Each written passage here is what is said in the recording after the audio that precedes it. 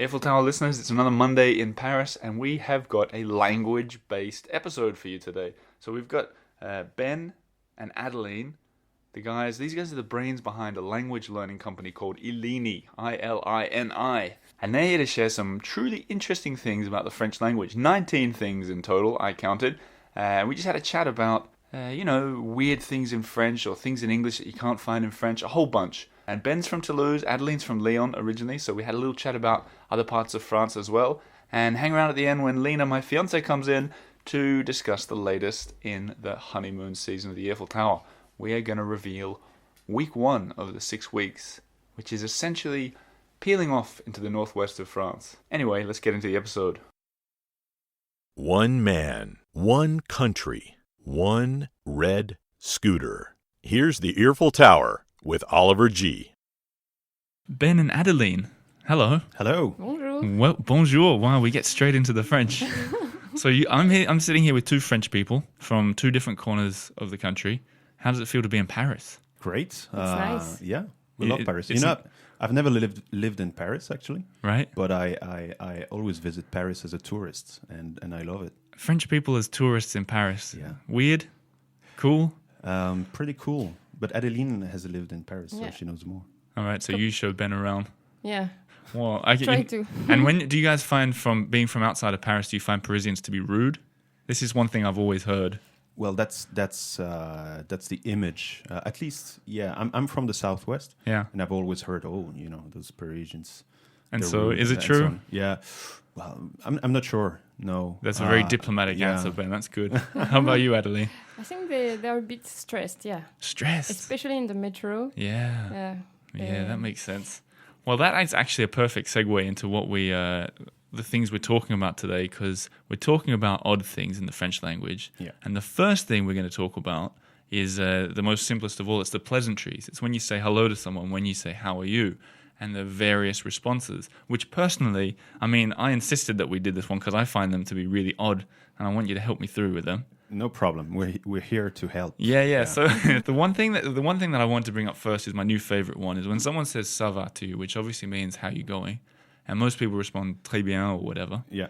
Yeah. I've heard people say j'ai la pêche. Yeah.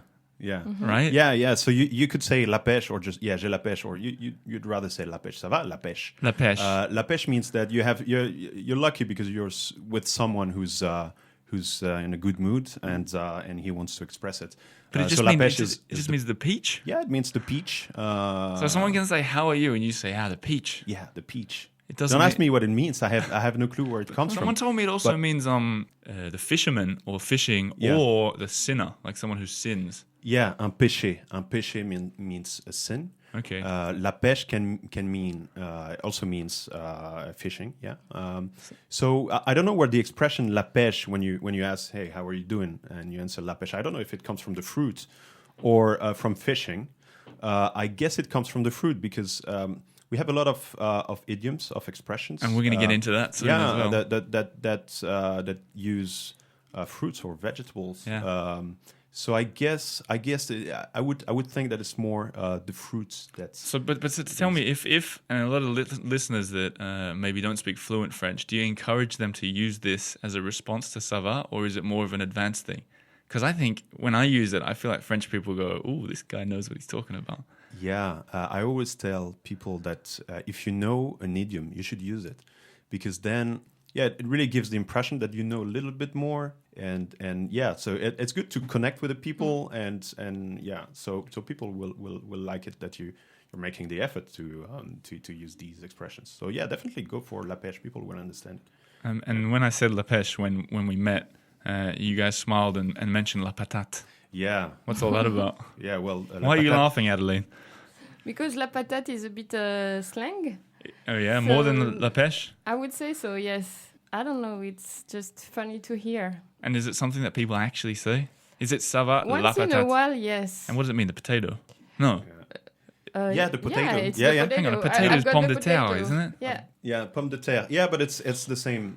You can use la patate or pomme de terre. And it also means like I'm informed, things are good. Yeah, exactly. And it's a funny way to say it. I'd basically. never It's heard that funny. one Yeah, until... I mean, for me, la pêche and la patate would be kind of the same kind of level of language. Right. So it's very casual. And people will understand it. You'll hear more la pêche, I think. Yeah, than la patate is a bit familiar, huh? I would say. Yeah, sure. So I wouldn't say it to my to President Macron if he ever came on the show. Yes, you could because we're French. So he'd be cool with it. Okay, good. It's funny, you know. I'll put that in my notes for no, later. But it's funny you say that because in the presidential election last year, there was in the primaries there was a candidate whose name is Alain Juppé, who's been the mayor of Bordeaux for a long time, and so he was in a public meeting. So people were criticizing him because he was a bit old, you know. He was prime minister in the 90s, and to show that he was actually, dynamic and etc.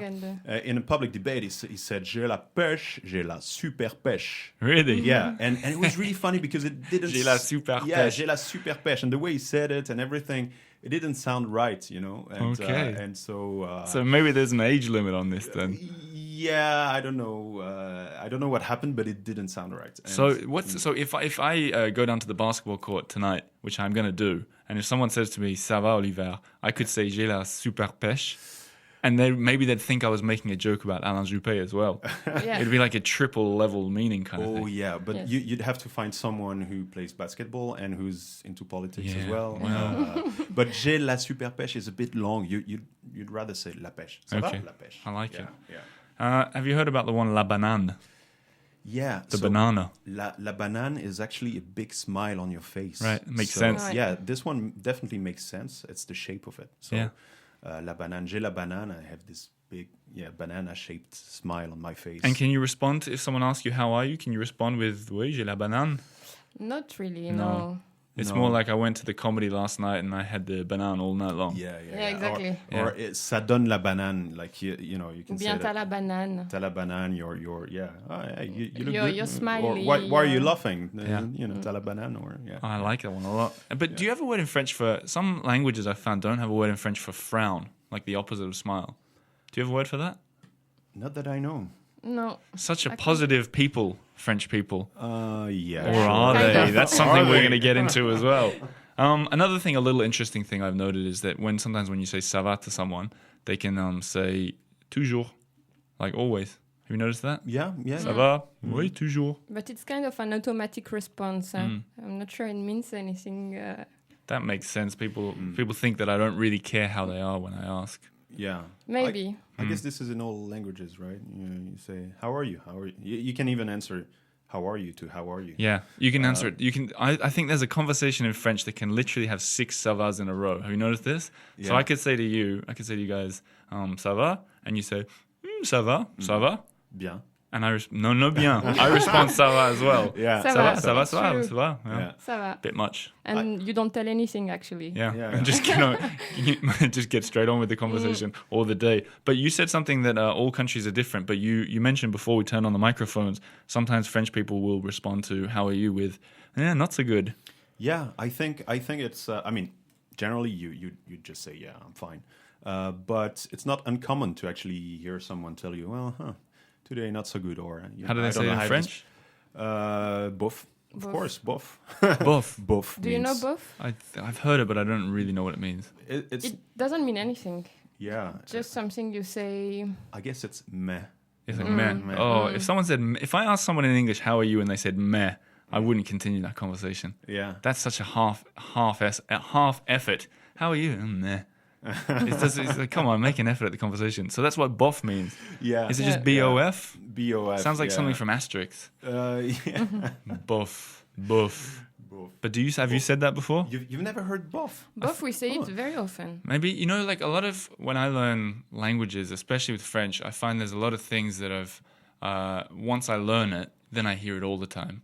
But until I learn it, I don't think I've heard it before. Yeah. Do you get that as well? Yeah, definitely. So from now on, I'll probably hear bof all the time. Yeah, sure. Bof. Yeah. And you can use it for anything? Or is it just like... Yeah, Yeah, for anything. it means not so So-so. good, so. Yeah. Bof. On the topic, I'm going to go on to the second topic of today's 4 topics. Yeah. And then we're going to talk a bit about your company. But French people responding bof or when they're not so into it suggest maybe they're a nation of people who like to complain. Do you think that's fair? That's definitely an image. It's time to set the image straight as two French people. So I think there's definitely some truth in it, and well, just the fact that we're perceived like this means that there's an issue to address, right? So there must be some truth, but there's more. I think there's also the fact that we have opinion polls that actually show that France is among the most pessimistic countries in the world, whereas we're also one of the wealthiest countries in the world. So there's definitely a paradox here.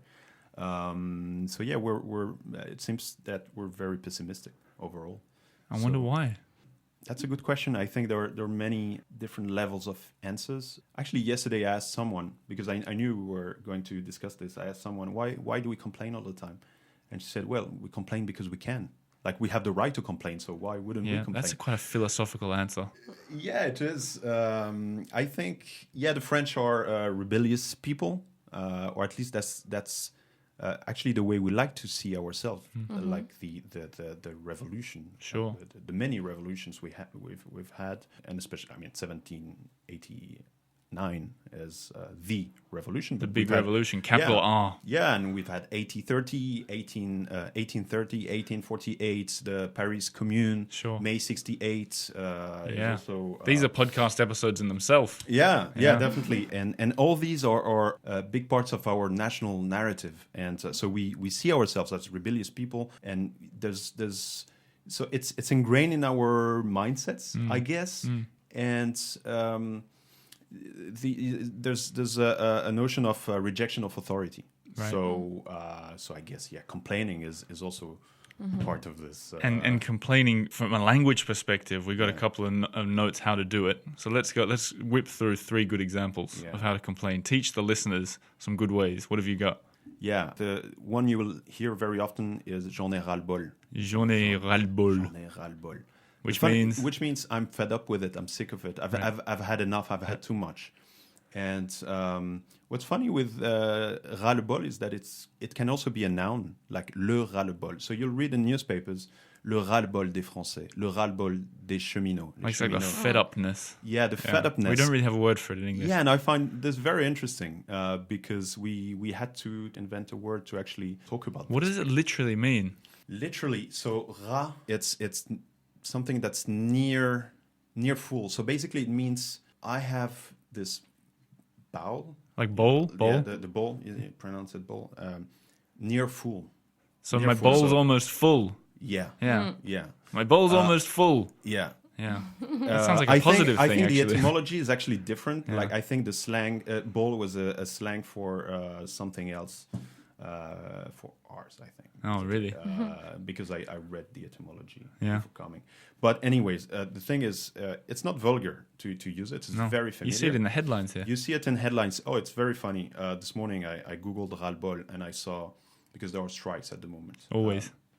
Yeah. You don't need to add at the moment at the end of that sentence. And so there was a headline. So there were 3 headlines. One of them was le ras-le-bol des cheminots. So rail workers are fed up. Yep. Then le ras-le-bol des usagers. So rail users are fed up with the rail workers' strike. And then it was le ras-le-bol du cheminot bashing.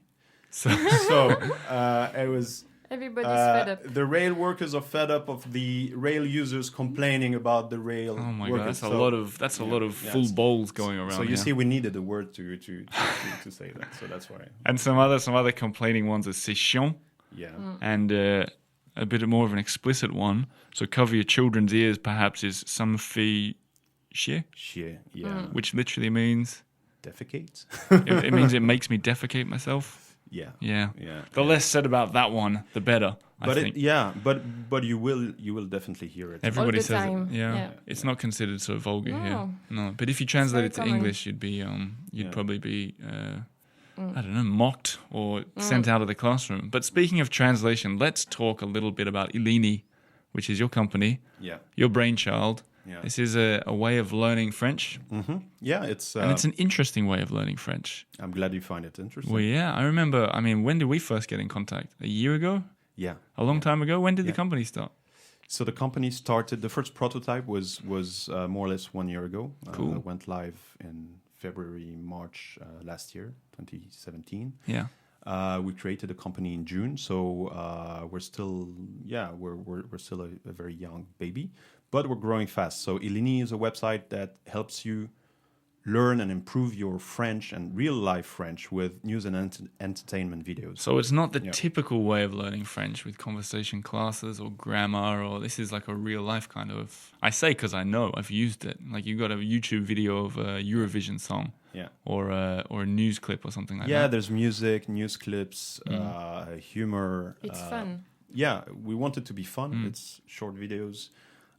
And it's an addition to whatever you do to actually learn French. So it's real life material, real life content that will help you pick real life French. So you'll improve your listening skills with this. You'll learn vocabulary, everyday vocabulary.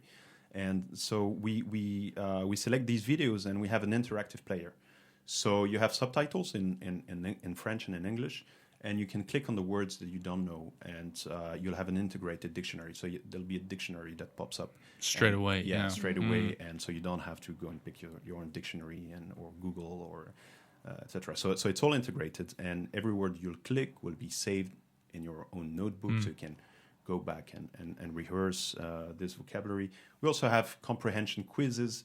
So you can watch a video and just make sure you've actually understood. Yeah, you test on the end to make sure when you go through it. You can't just go, I know all this. I remember when I first checked out your site, you had a song from, I think it was Christine and the Queens. Yeah, Christine and the Queen or Queens. What's the name? I don't know. Christine and the Queens. Yeah, if you're listening, Christine, I'm sorry for getting the name wrong. And come on the show if you want. Anyway, I remember that because I remember sometimes I listen to these French songs, especially ones like that one that was really quick lyrics, and there's no real way to learn.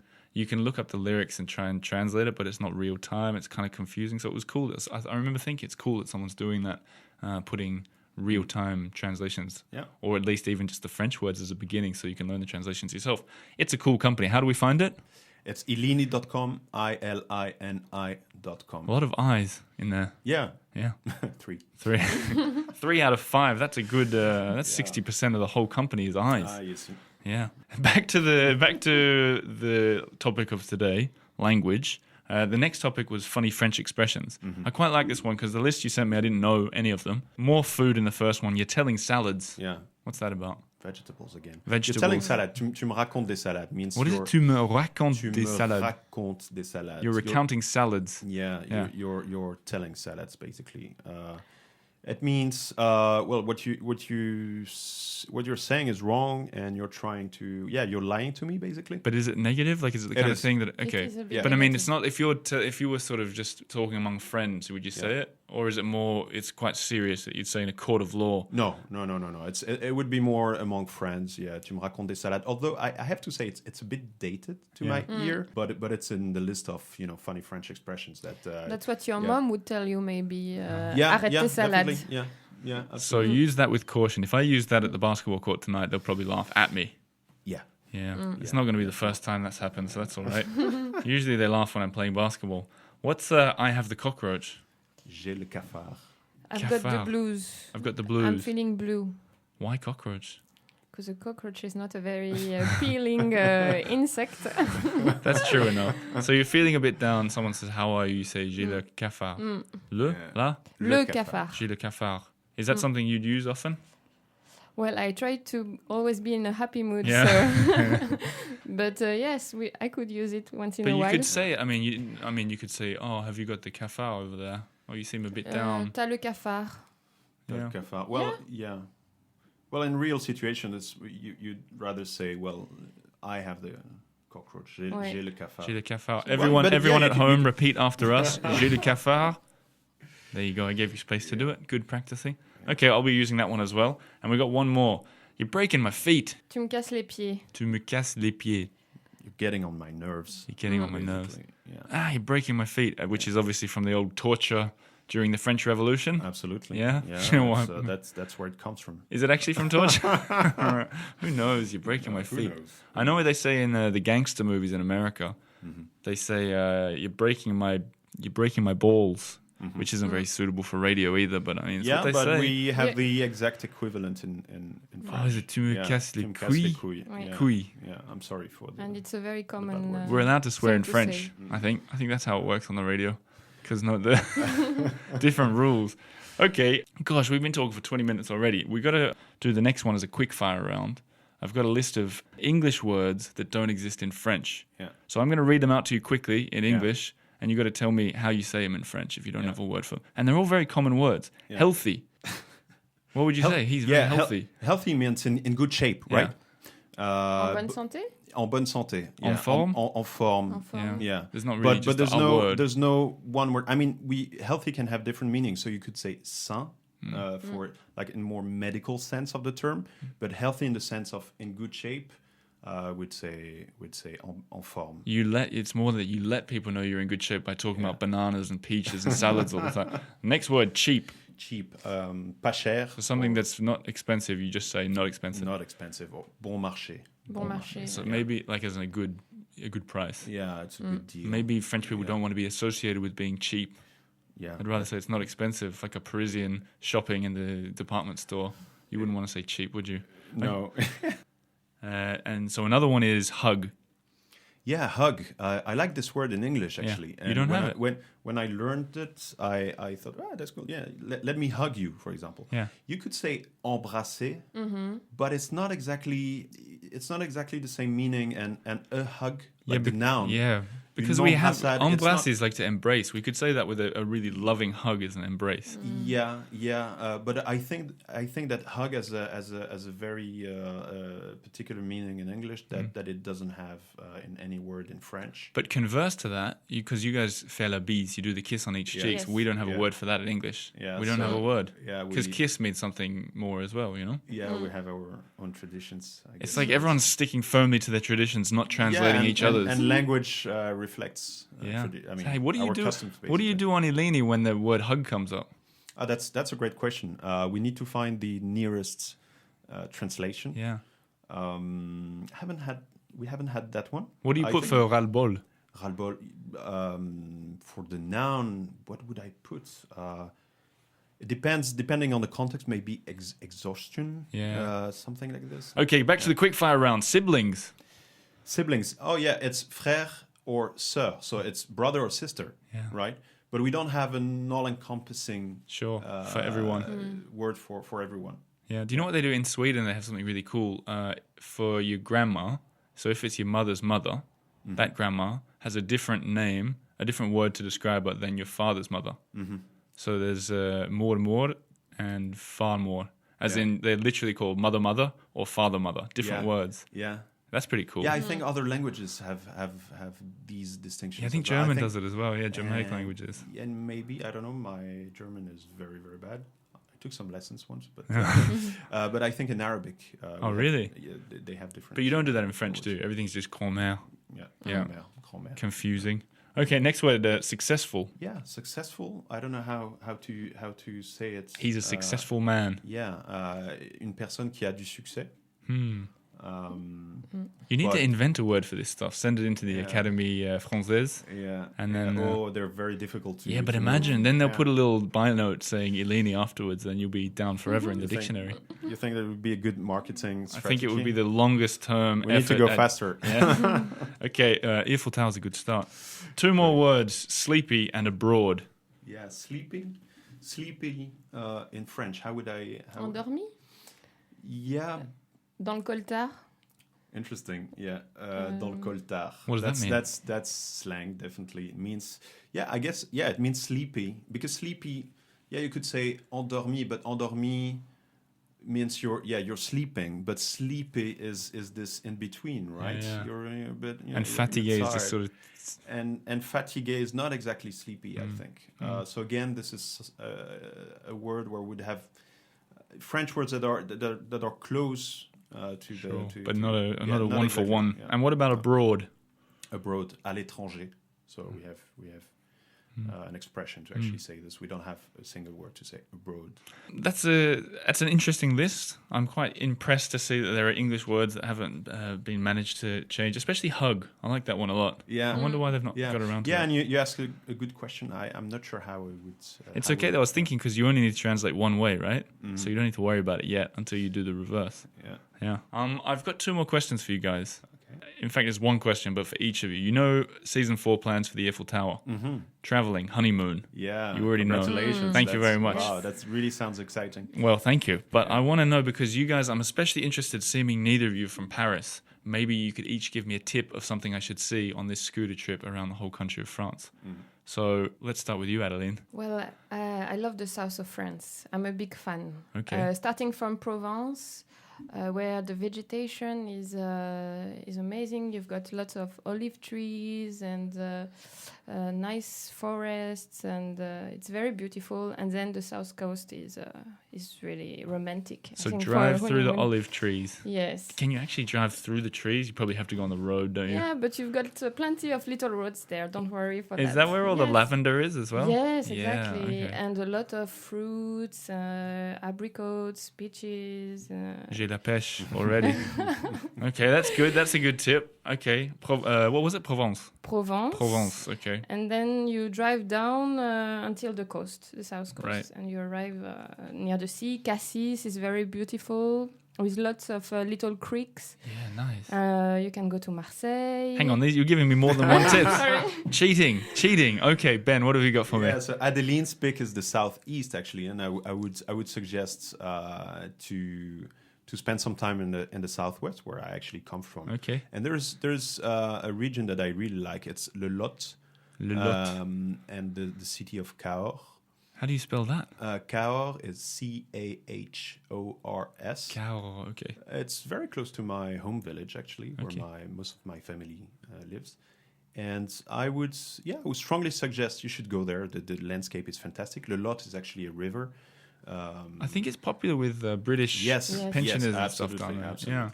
But you're Australian, right? I'm Australian, but So I can thought- handle hanging out with British pensioners. That doesn't bother me. In fact, if any Yeah. British pensioners in Cahors are listening, let me know and I'll come and say hello to you. Yeah, you should definitely go there. And what I like also is the wine there. And it's a wine, le vin de Cahors, that has for a long time been underestimated. And that's in the past 10 years maybe has made a comeback and is increasingly popular. So Excellent. you should try that wine. Great. Okay. Well, thanks for the tips. The last question for you guys is, what next for Eleni? Well, we're at the moment we're focusing on growing and expanding our reach. We have thousands of users at the moment, mostly in the US and the UK, a bit in Australia actually. That's kind of like the people that listen to this show, actually. Yeah, so that's great. You should definitely, if you're listening, you should definitely. Yeah, if they haven't turned off by now. Yeah. But if you've listened this far, you probably enjoy learning language, so it's probably something for you. Eleni.com, ilini.com. And yeah, that's our plan. Just keep growing, keep getting. We love talking to our users and see what they like, what they enjoy watching, and what's useful to them. So that's our plan for the year, and that's I think that will take us very far. That's And great. we're very enthusiastic Well, about it. best of luck. Courage. Merci. Thanks. And yeah, ilini.com, free to sign up, have a play around, see if you like it. And yeah, thanks for teaching the world French, and thanks for coming into the studio. You're welcome. Thanks Merci for having beaucoup. us. You're listening to the Earful Tower Podcast. So that was Ben and Adeline from Eleni. Now I'm in here with Lena.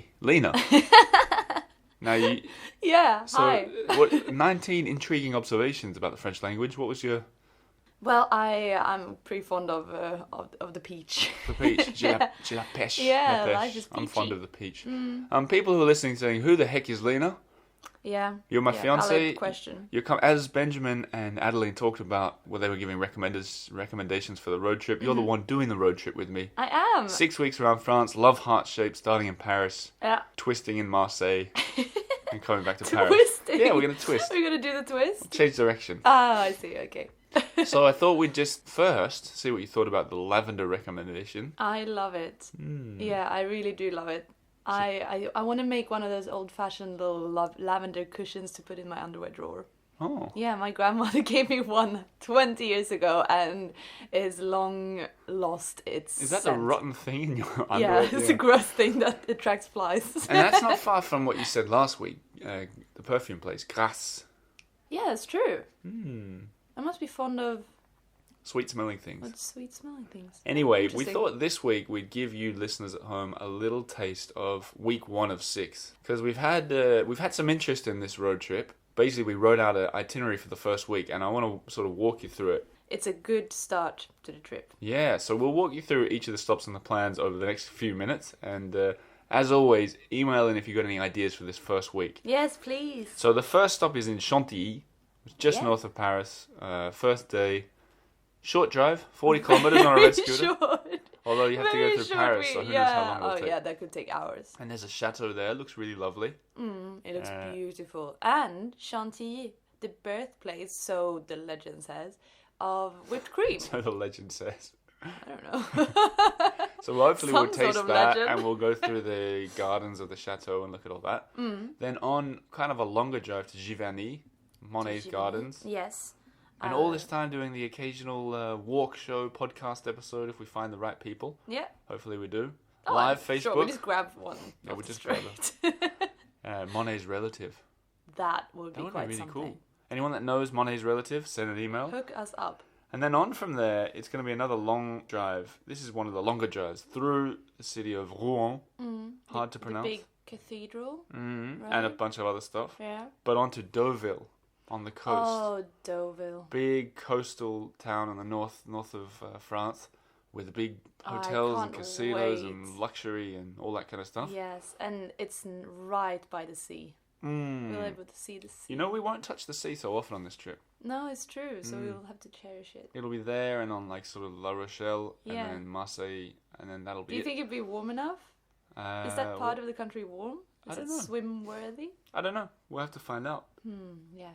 Write us in and let us know. After that, this is a bit different. We're going to go south, small drive, probably. Nothing's set in stone yet, especially No, if... I mean we could change it at a We couldn't go north, though. At a wink. We could only really go south from Deauville. yeah. But there's a really cool place in this town called... It's spelled C-A-N-O-N. Canon. Canon. Like the camera. Well, there's a place there that I found called the Domaine de Canon. And it's like a series of unusual accommodations and an amazing castle. Like they got this tree house. Yeah. I don't know what you'd call it. It's like a accommodation. It's like twisted, crooked, old house. Yeah. Tree house. so you can spend the night in there. Oh, it's it's quite beautiful. luxury, but it would be cool. It's kind of like playing a luxury Tarzan. Yeah. So that The would be French really Tarzan. that would be really cool. And then when I was down looking on that part of the map, I found that just around the corner is the famed Camembert. Yes. And I remember I said to you that we basically have to choose between Camembert and Brie, both of which are towns in France where they make the cheeses, obviously. And you said, to hell with Brie! Sort of. Sort of not at all. No, you said, let's go Camembert. And I think, yeah. Well, we had to pick one that is mostly on the route for our love heart shape. Of course, I don't know if I mentioned that. The whole thing's in a big love heart shape. Exactly. Yeah. And Looking we more and more like a planned it swollen out already. cow's head Oh, at the it moment. looks terrible.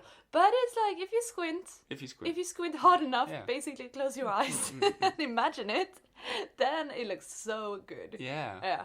But I want to get a picture with the sign that says Welcome to Camembert. Or just that red bordered sign that says Camembert. Yeah. I like it. We'll get that. Yeah. Don't worry.